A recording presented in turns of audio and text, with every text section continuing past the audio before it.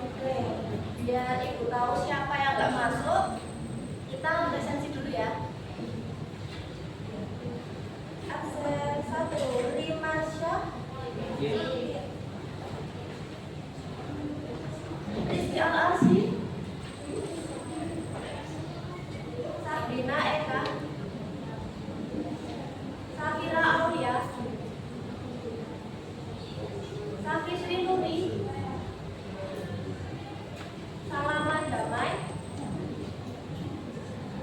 Sarah Dwi. Saukiah.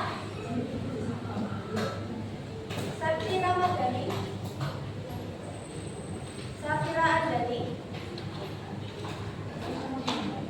Safira Indira.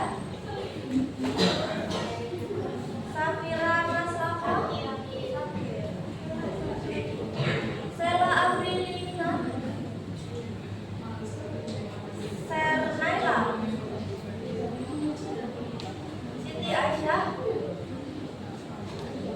Siti Rahmawati.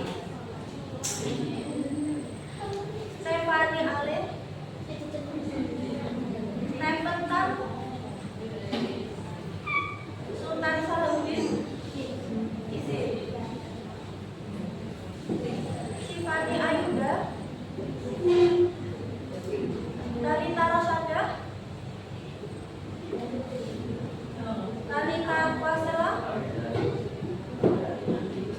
Talita Mejda. Tri Anggita. Sakita Putri. Valentina. Fenza Nadia. Prisya Suratun. Wahyu Renata. Pindah Kamila. Wisnu. Wulan Musmita. Setia Azhara. Setia ya. Maaf ya. Servinda. Zuratul Alfia. Ada yang namanya belum disebut? Ada ya? Hari ini kita materinya apa? Sistem informasi manajemen dan komunikasi organisasi. Nah, kenapa sih kita harus perlu mempelajari sistem informasi manajemen? Nah, ini ada tujuan pembelajaran. Yang pertama dari menjelaskan definisi sistem informasi manajemen itu seperti apa, kemudian mengidentifikasi jenis-jenis dari sistem informasi manajemen atau kita singkat SIM aja ya. Nah, terus juga menjelaskan aktivitas SIM di dalam satu organisasi itu seperti apa. Next. Nah, kalian masih ingat nggak waktu COVID kemarin kalian pembelajarannya seperti apa? Online. Via apa? Pakai Teams ya? Pakai Teams? Atau SMP ya? Terus pakai Zoom, ada lagi? Google Meet ya? Terus kalau pengumpulan tugasnya seperti apa kira-kira? Kan kita tidak jauh. Pakai Classroom, pakai Teams juga. Kalau Teams itu berarti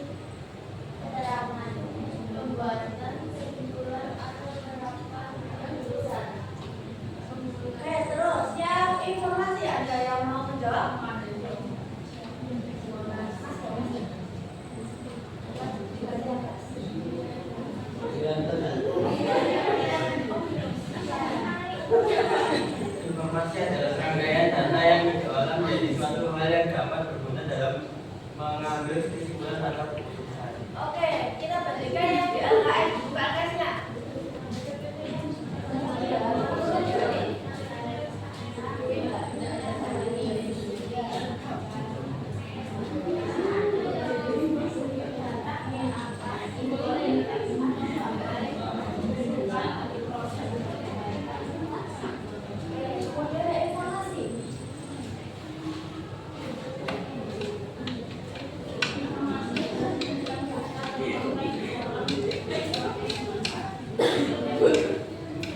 Jadi intinya data itu apa sih? Data sama dengan fakta. Fakta dalam bentuk entah itu bisa berupa apa, bisa berupa tulisan, bisa berupa gambar dan lain sebagainya menunjukkan satu peristiwa sehingga itu bisa disebut sebagai dasar untuk membuat informasi. Nah, makanya di pemberian informasi ini adalah serangkaian data yang benar. Dalam membuat informasi itu harus disusun berdasarkan fakta. Seperti itu hasilnya dari data. Next, di pengertian sistem informasi manajemen dibaca yang keras.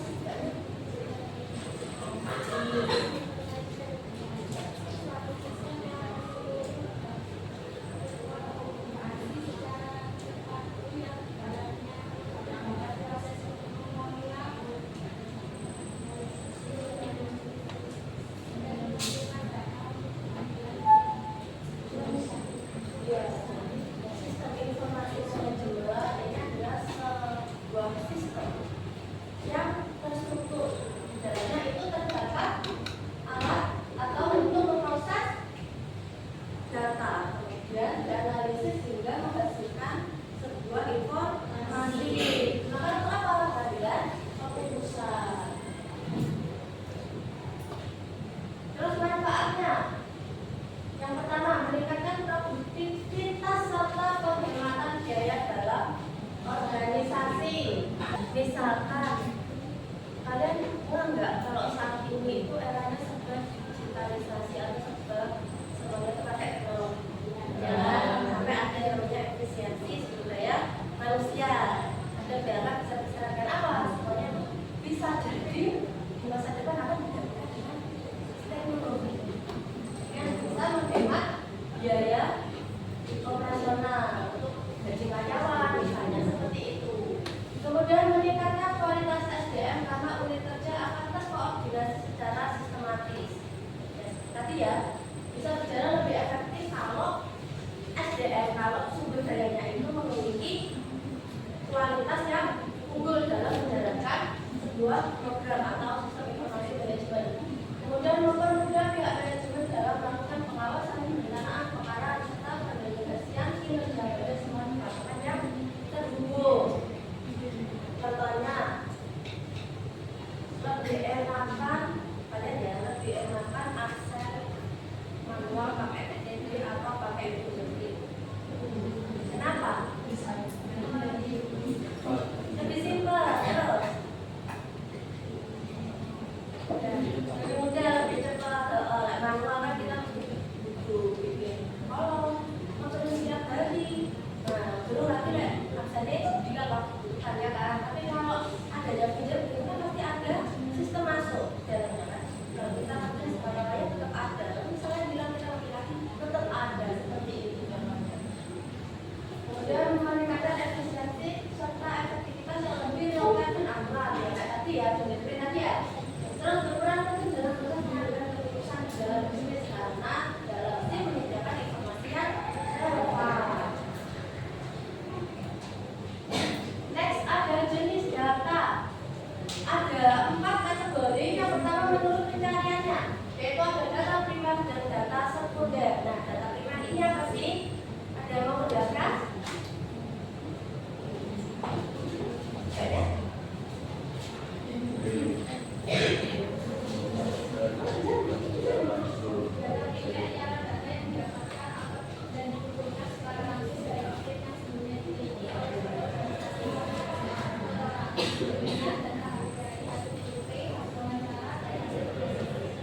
Oke, data primer berarti data yang dikumpulkan secara langsung real time saat itu juga.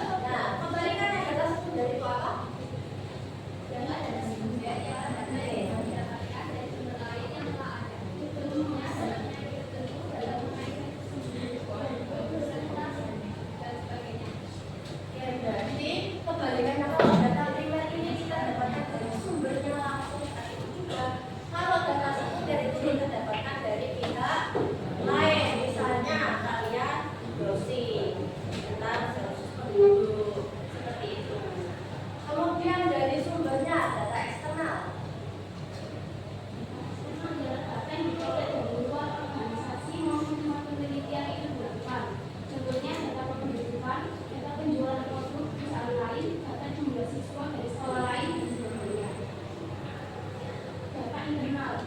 Ialah data yang bisa dikelola langsung dari suatu organisasi atau memang langsungnya penelitian itu. Contohnya data karyawan dari suatu perusahaan, data mengenai kekuasaan keamanan suatu perusahaan dan sebagainya. Data eksternal, X berarti dari luar. Kalian sebutkan fungsinya apa? Itu perbandingan. Misalkan kita mengelola berbagai seksi untuk membandingkan harga dengan mereka, kita harus tahu datanya di sana dulu seperti apa kan? Nah seperti itu. Kemudian kalau untuk data internal berarti untuk mengetahui apa hal yang dibutuhkan di dalam organisasi. Misalkan KFC ya.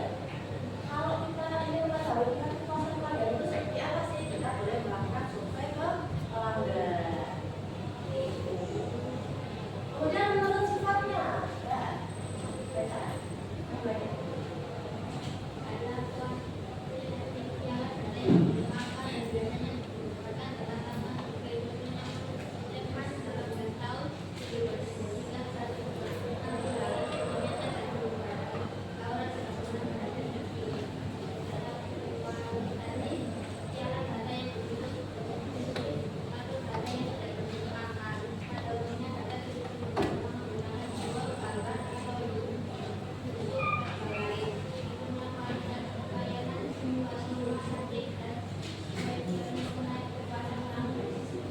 Oke, dari sini terlihat perbedaannya di mana? Kalau kualitatif berarti berbentuk deskripsi. Nah, beda kalau kuantitatif dari bentuk apa? Yang terakhir menurut pengumpulan data.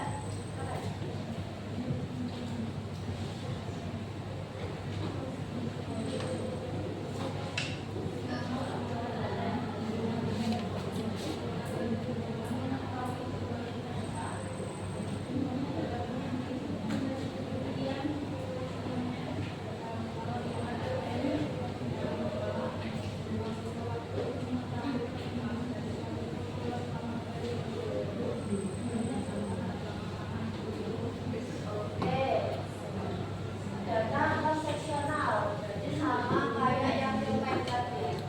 Itu digunakan untuk mengupdate terus-menerus. Misalkan kalau di dokumen kelas saja deh yang kalian butuhkan setiap hari itu apa? Yang harus diisi setiap harinya. Absen, terus lagi jurnal kelas. Nah, seperti itu contoh data transaksional. Digunakan terus-menerus. Kemudian ada data berkala. Data berkala itu data yang diambil dalam kurun waktu tertentu, misalkan setahun sekali. Laporan hasil keuangan PT dinilai per tahun 2020 tahun 31 Desember 2020. Nah, itu namanya data berkala. Bisa dikali. Kemudian ada ciri-ciri informasi yang berkualitas. Ada 4. Yang pertama ada akurat. Harus valid ya, harus akurat. Sumber data didapatkan harus dapat dipertanggungjawabkan dan prosesnya menggunakan sistem yang sesuai dengan prosedur. Yang kedua ada relevan, informasi yang dihasilkan sesuai dengan kebutuhan dan permasalahannya. Misalkan, ibu mau membuat suatu artikel tips ide menu diet simple. Terus isinya tips olahraga ringan untuk diet. Kira-kira make sense nggak? Diet dalam judul dan isi itu kan konteksnya sama nggak? Yang atas menu makanan, yang bawah yang bawah tips workout. Enggak kan? Enggak, jadi konteks diet dalam judul sama isi itu enggak relevan. Itu sama-sama bahas diet, nah itu yang dikatakan tidak relevan. Kemudian tepat waktu, informasi harus terkini, harus update sesuai dengan perubahan yang terjadi. Terus lagi ada lengkap, informasi tersebut mampu menjawab segala pertanyaan dan kebutuhan dari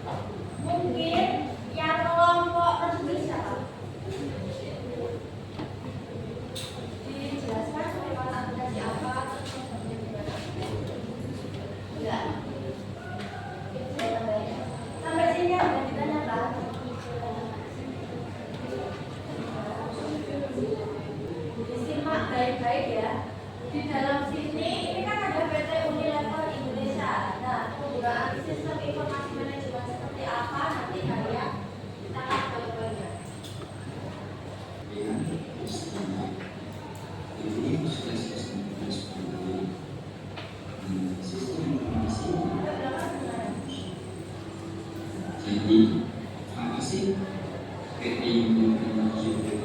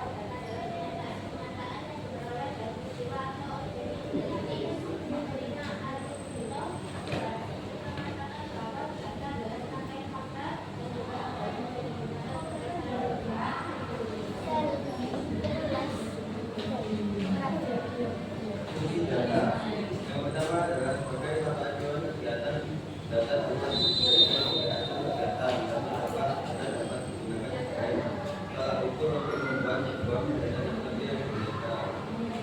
Yang kedua, profil dasar perencanaan.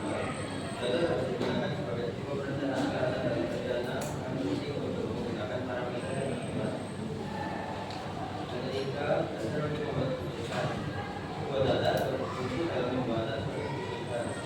Yang terakhir, sebagai bahan evaluasi. Usulan dari data berdasarkan kalkulasi. Misalnya, pada sebuah lembaga atau organisasi akan dibutuhkan sebuah evaluasi yang rangka menilai kualitas. Yang lima dari jenis data. Yang pertama dari jenis data berdasarkan sumber. A. Yang terkena ialah data yang diperoleh dari luar organisasi maupun tempat penelitian itu dilakukan, di mana data kependudukan, data penjualan, produk perusahaan lain dan sebagainya. Yang B. Data yang terkena ialah data yang diperoleh langsung dari suatu organisasi atau tempat pengambilan penelitian itu, contohnya data karyawan dari suatu perusahaan, data mengenai keputusan melakukan suatu perusahaan dan sebagainya. Yang kedua dari jenis data berdasarkan sifat. Yang A. Kuantitatif. Data kuantitatif ialah data yang berbentuk angka yang jelas dan biasanya didapatkan dengan fakta tertentu. Contohnya umur Stefan 18 tahun, tinggi badan sekitar 168 meter, dan suhu badan Laura 36 derajat. B. Data kualitatif ialah data yang berbentuk deskriptif atau data yang tidak berbentuk angka. Data tersebut Penguasaan terhadap data sangat penting. Penggunaan data di era ini memegang peran vital, terutama terkait dengan satu kebijakan atau keputusan tertentu. Data sekali dipakai dalam membuat keputusan kebijakan pemerintah atau policy making hingga keputusan suatu bisnis. Penggunaan data di bidang kebijakan pemerintah, misalkan pemerintah ingin menekan angka meninggal akibat diabetes di Indonesia, maka perlu data berupa jumlah meninggal akibat diabetes, biaya hidup wilayah tersebut, hingga jumlah dokter atau rumah sakit yang mumpuni untuk mengatasi kesalahan tersebut. Di sektor bisnis misalnya, satu perusahaan ingin meningkatkan sales atau penjualan di satu wilayah, maka diperlukan data-data penunjang seperti data konsumen, target sasaran, jumlah penjualan per tahun, jumlah sales dan produk, hingga tren produk yang sedang laris di pasaran. Contoh penggunaan data tadi berguna untuk menentukan bentuk kebijakan apa yang tepat sebagai langkah preventif maupun proaktif terhadap satu masalah hingga analisa atau evaluasi atas kebijakan yang telah dilaksanakan. Semua membutuhkan data. Tidak terasa, data adalah pangan dan bahan masakan yang beraneka ragam. Untuk mendapatkan makanan dengan cita rasa besar, bumbu dan bahan masakan harus diolah dengan pas. Sama seperti masakan, data yang bervarian jenis dan volumenya harus diolah dengan benar agar kita memperoleh informasi yang akurat, kredibel, dan valid. Perhatikan gambar atau ilustrasi ini. Dari gambar ini, kita bisa melihat bahwa informasi didapatkan dari pengumpulan data, pengolahan, kemudian disajikan serta dianalisis untuk menjadi informasi yang bermanfaat bagi kita. Berarti bisa dikatakan bahwa data merupakan segala fakta dan angka yang dapat dijadikan bahan untuk menyusun informasi. Sedangkan informasi adalah hasil dari pengolahan data yang dipakai untuk menjelaskan kondisi tertentu. Pada umumnya, bentuk data terbagi menjadi dua, sesuai dengan pendekatan masing-masing, yaitu data kualitatif dan kuantitatif. Data kualitatif umumnya berupa teks, suara, atau gambar dan video. Sedangkan data kuantitatif umumnya berupa angka, statistik, atau diagram. Bagaimana data diperoleh? Pengumpulan data bisa diperoleh melalui kuesioner, wawancara, observasi, forum diskusi, maupun studi pustaka tergantung pendekatan yang dipakai. Apabila mendapatkan dari sumber pertama atau secara langsung tanpa perantara, maka data disebut data primer. Sedangkan data yang dikategorikan sekunder berasal dari pihak perantara atau tak secara langsung diperoleh. Lalu kita bisa meninjau data tersebut dari sumbernya. Artinya, data digolongkan lagi berdasarkan penciptaannya. Sumber itu antara lain sumber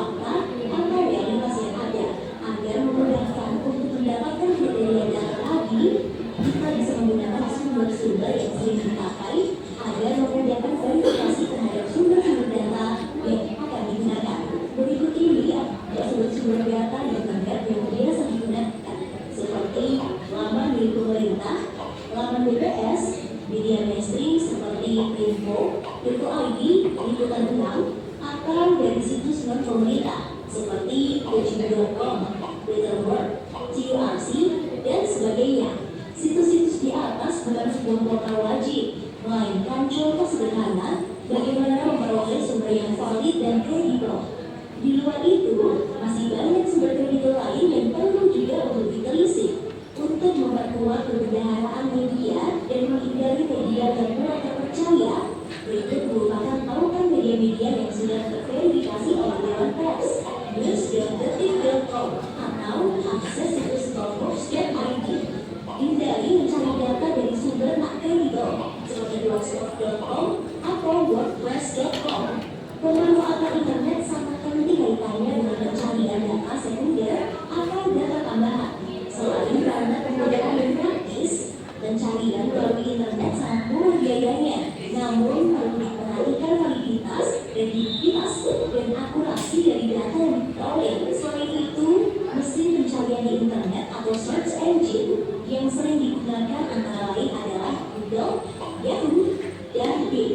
Coba perhatikan ilustrasi ini. Rizka, seorang pekerja tekstil di pabrik A, sedang mencari data terkait dengan menstruasi yang berpengaruh terhadap produktivitas pekerja. Rencananya, data ini akan digunakan sebagai argumen pendukung serikat pekerja untuk membuat aturan terkait iti haid di pabrik A yang belum ada. Rizka pertama kali mencoba menuju ke situs coaching.com untuk melihat tingkat kepatuhan kekerasan seksual di pabriknya dan untuk melihat kepatuhan manajemen pabrik terhadap aturan cuti haid. Setelah mendapatkan data tadi, Rizka kemudian mencari bahan tambahan dengan mencari di Google menggunakan kata kunci cuti haid dan produktivitas pekerja perempuan. Kata kunci tersebut mengantarkan Rizka ke salah satu laman berita, yakni laman tirto.id. Di dalam artikel ini terdapat artikel yang membahas tentang pengaruh pekerja perempuan apabila tetap bekerja saat hari pertama menstruasi. Di situ disebutkan bahwa efek samping menstruasi bisa menyebabkan dysmenorrhea, kurang konsentrasi, dan rawan stres. Rizka kemudian mengutip pernyataan tersebut dan melihat sebuah dokumen mencatatkan tautan artikel tadi sebagai sumber referensi. Tak cukup satu artikel itu, Rizka terus berselancar di internet untuk mencari data pendukung soal cuti haid. Rizka menghindari webs di WordPress supaya data yang dia oleh kredibel dan valid. Setelah merasa cukup, Rizka kemudian merangkum semua data tadi dan menyajikannya ke dalam laporan khusus terkait cuti haid kesikatnya. Apa yang dilakukan Rizka adalah gambaran praktik sederhana bagaimana mencari dan mendapatkan data serta informasi melalui internet. Sekali lagi, mencari dan mempergunakan data dengan tepat akan membantu kita dalam mendukung argumen, berpikir secara kritis dan menghindarkan kita mengkonsumsi informasi yang salah atau hoax. Data dan informasi merupakan kata yang sering dipakai oleh publik, sehingga kadang terpakai di penggunaannya. Padahal esensinya, di dalam data ada informasi dan sebaliknya dalam sebuah informasi terdapat data di dalamnya. Di tengah teknologi informasi yang pesat ini, kita diserbu oleh keberlimpahan data di internet, sehingga perlu cermat betul saat memilah, memilih, dan memfilter apa yang kita butuhkan.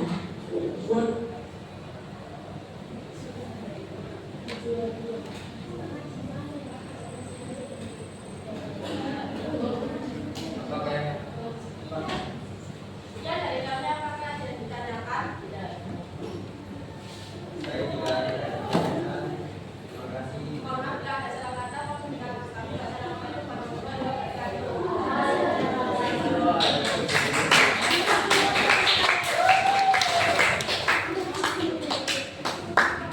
Baik, semuanya sudah tampil hari ini? Oh, belum. Ada berapa kelompok lagi? Tiga untuk komunikasi kantor. Oke. Untuk yang kelompok belum maju hari ini dipersiapkan untuk tampil minggu depan seperti tadi. Ya. Disiapkan juga untuk alatnya, laptop sama speaker. Kemudian dari hasil pemaparan teman-teman kalian tadi, kira-kira masih ada nggak yang ingin ditanyakan atau yang belum dipahami?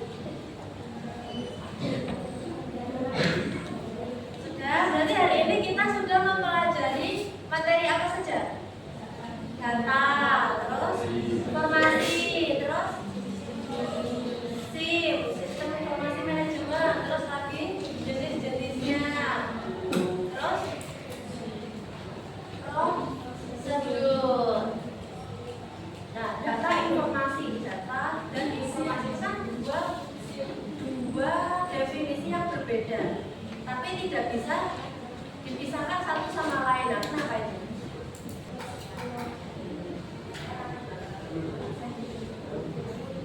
Ya, sudah dipisahkan.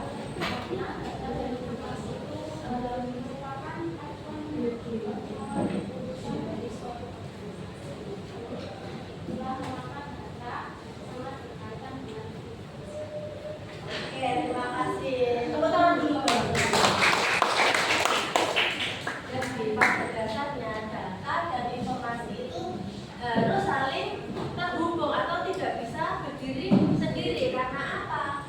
Data itu adalah bahan dari membuat informasi. Jadi kalau misalkan informasi tidak disertai dengan data, sama dengan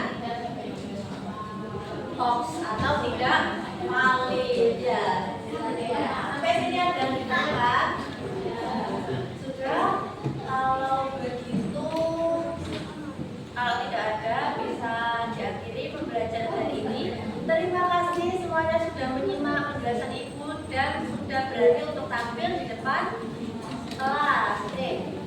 Sebelum mengakhiri, kita akhiri dengan doa terlebih dahulu. Ketua kelas mengakhiri